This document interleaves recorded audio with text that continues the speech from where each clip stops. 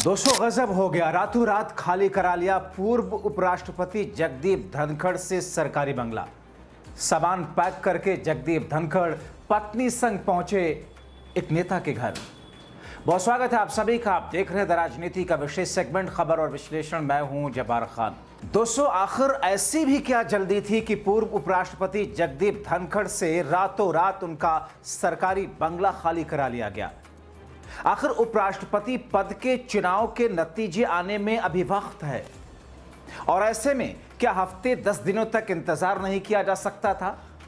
और अगर जगदीप धनखड़ को जब तक उनका सरकारी दूसरा आवास मिल नहीं जाता, क्या तब तक के लिए जो भी चुन करके उपराष्ट्रपति आएंगे वो जहां रह रहे थे वहां रह सकते थे?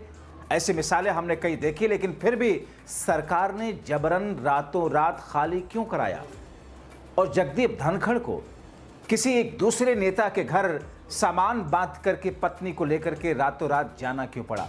विस्तार से बताते हैं आपको दोस्तों। और आखिर किस नेता के घर पहुंचे जगदीप धनखड़ रहने के लिए? आपसे गुजारिश कि अंत तक इस खबर के साथ, इस शो के साथ जरूर बनी रहे ताकि आप समझ सकें।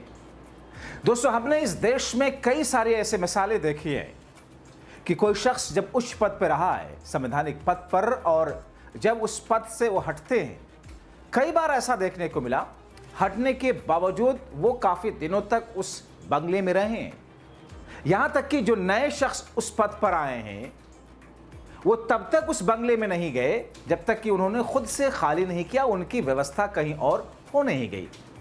हमने ऐसा भी देखा है कि पद छोड़ने के बाद दूसरे पद पर जो शख्स उस पद पर आए वो उस जगह आए ही नहीं, वो पहले वाले ही वहां रहते रह गए।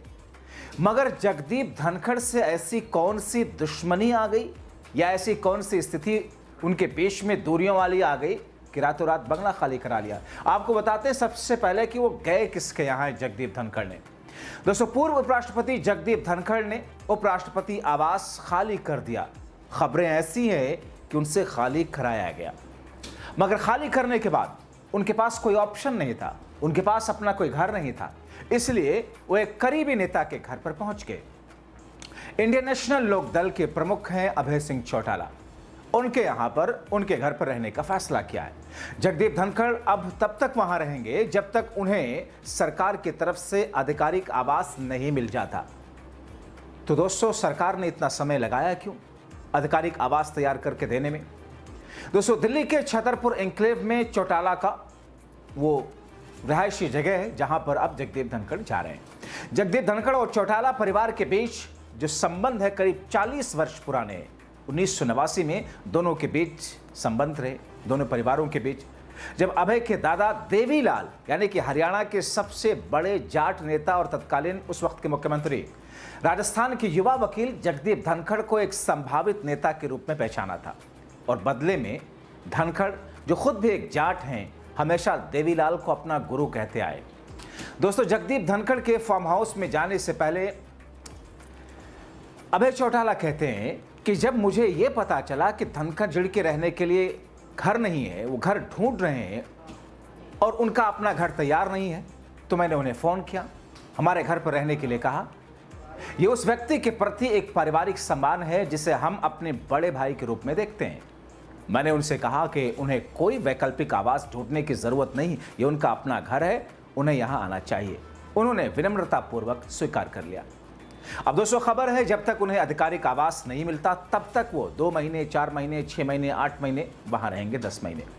धनखड़ और चौटाला परिवार के रिश्ते जितने पुराने हैं उसकी मिठास उतनी ही ज्यादा है। ये संबंध करीब 40 साल 1989 में शुरू हुआ। हरियाणा के दिग्गज जाट नेता तत्कालीन मुख्यमंत्री देवीलाल ने राजस्थान के युवा वकील धनखड़ के साथ में जो संभावनाओं की तलाश शुरू की। दोस्तों आखिर देवीलाल, अभय चौटाला और जगदीप धनखड़ का रिश्ता किस किस्म से है? क्यों धनखड़ उन्हीं के फार्म हाउस को चुनने के लिए तैयार हुए? जगदीप धनखड़ ने 1989 से जो रिश्ता देवीलाल परिवार के साथ में बनाया था वो रिश्ता आज भी कायम है।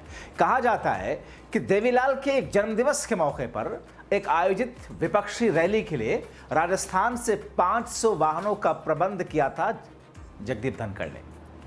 देवीलाल उस समय विपक्षी गठबंधन के प्रमुख नेताओं में से थे।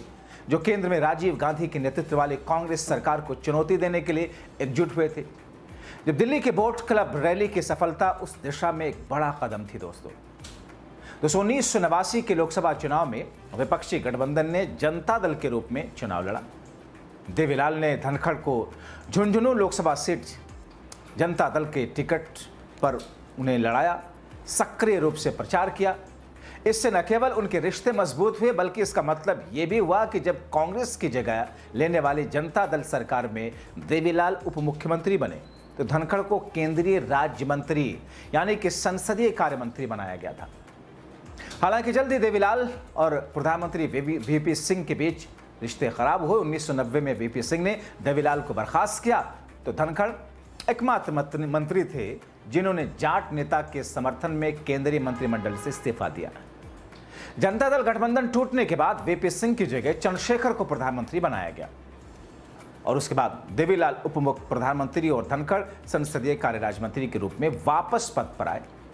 लेकिन यह सरकार भी ज्यादा नहीं चल पाई थी। देवीलाल द्वारा इंडियन नेशनल लोकदल का गठन करने के बाद ही धनखड़ ने जनता दल को छोड़ दिया। 1991 के लोकसभा चुनाव में उन्होंने कांग्रेस के टिकट पर अजमेर से चुनाव लड़ा लेकिन हार गए और उसके बाद धनखड़ राजस्थान की राजनीति में आए और 1993 के विधानसभा चुनाव में किशनगढ़ से कांग्रेस के विधायक बने। संयोग से उस चुनाव में देवीलाल के दूसरे पोते अजय सिंह चौटाला जो अब अभय के प्रतिद्वंदी हैं, इन्होंने इंडियन नेशनल के टिकट पर राजस्थान के नौहर सीट से जीत हासिल की।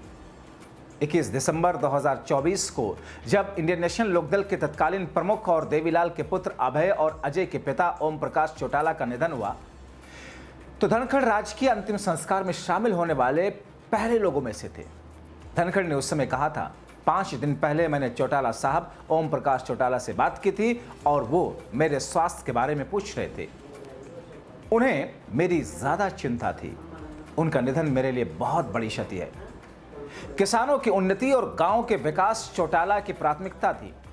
इसी साल मार्च में एक कार्यक्रम को संबोधित करते हुए धनखड़ ने देवीलाल को श्रेय दिया कि उन्होंने लीडर से पी हटाकर लीडर बनने के लिए प्रेरित किया, जिससे उन्हें राजनीति में आने का मौका मिला। और अब जबकि धनखड़ का अभी तक सरकारी आवास उनको मिला नहीं तो धनखड़ ने चौटाला के घर रहने का फैसला लिया है। अब कब तक धनखड़ को सरकारी आवास मिलेगा देखना होगा। हालांकि अभय चौटाला ने संसद के मानसून सत्र के पहले दिन जिस दिन 21 जुलाई को इस्तीफा दिया था धनखड़ के अचानक उपराष्ट्रपति पद से इस्तीफा देने के बाद मोदी शाह की इसे साजिश बताते हुए जबरन लिया गया इस्तीफा बताया था अभय चौटाला ने। अभय चौटाला ने दावा किया था कि प्रधानमंत्री मोदी और केंद्रीय गृह मंत्री अमित शाह ने धनखड़ को इस्तीफा देने के लिए मजबूर किया है।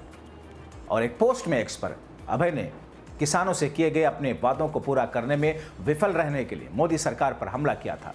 कहा था, बीजेपी ऐसे व्यक्ति को स्वीकार नहीं कर सकती जो किसानों और उनके कल्याण के लिए बात करते हैं। चौधरी देवीलाल से राजनीति सीखने वाले धनखड़ जो केवल किसानों के कल्याण की बात करते हैं, उन्होंने स्वेच्छा से इस्तीफा नहीं दिया है बल्कि मोदी शाह नेतृत्व ने उन्हें इस्तीफा देने के लिए मजबूर किया है। अभय चौटाला ने कहा था, हम बचपन से ही धनखड़ जी से मिलते रहे, दुख सुख में हमारे परिवार का हिस्सा रहे। मैं उनके नियमित रूप से उनसे मिलता रहा हूं और उनके उपराष्ट्रपति बनने के बाद भी यह सिलसिला जारी रहा। देवीलाल के बेटे रणजीत सिंह जो कि अभय परिवार से अलग हैं, वो भी धनखड़ को परिवार का सदस्य बताते हैं। निर्दलीय विधायक रंजीत 2019 से 2024 तक मनोहर लाल खट्टर के नेतृत्व वाली हरियाणा सरकार में मंत्री रहे। अक्टूबर 2024 के चुनाव में फिर से निर्दलीय के रूप में चुनाव लड़ा लेकिन हार गए। और अब जबकि अभी उपराष्ट्रपति का चुनाव भी नहीं हुआ, उससे पहले ही सरकार ने उनसे सरकारी बंगला खाली करा लिया। ऐसे में उनको जब तक सरकारी आवास नहीं मिलता अभय चौटाला के घर में रहेंगे। यहाँ आपको बताएं कि वैसे जगदीप धनखड़ को 34 एपीजे अब्दुल कलाम रोड पर बंगला आवंटित हुआ, लेकिन इसे तैयार होने में अभी करीब 4 महीने लगेंगे। तब तक धनखड़ इसी छतरपुर में अभय सिंह चौटाला के घर में ही रहेंगे। लेकिन सवाल तो लोगों के मुंह पर है, क्या आखिर इतनी भी जल्दी क्या थी धनखड़ से सरकारी बंगला खाली कराने की? जबकि दोस्तों हमने देखा है बीजेपी के कई सारे नेताओं, यहां तक कि बड़े नेताओं, जब कोर्ट से उनके खिलाफ में सजा हुई या फिर फैसला हुआ, जब उनकी सांसदीय या विधायकी गई, महीनों महीनों तक, 6-6 महीने तक, 8-8 महीने तक उनसे उनका न सांसद ली गई, न आवास खाली कराया, मगर धनखड़ के साथ ऐसा हो रहा है। आप क्या कहेंगे? अपनी राय कमेंट बॉक्स में जरूर लिखें। अभी के लिए इतना ही, बहुत शुक्रिया।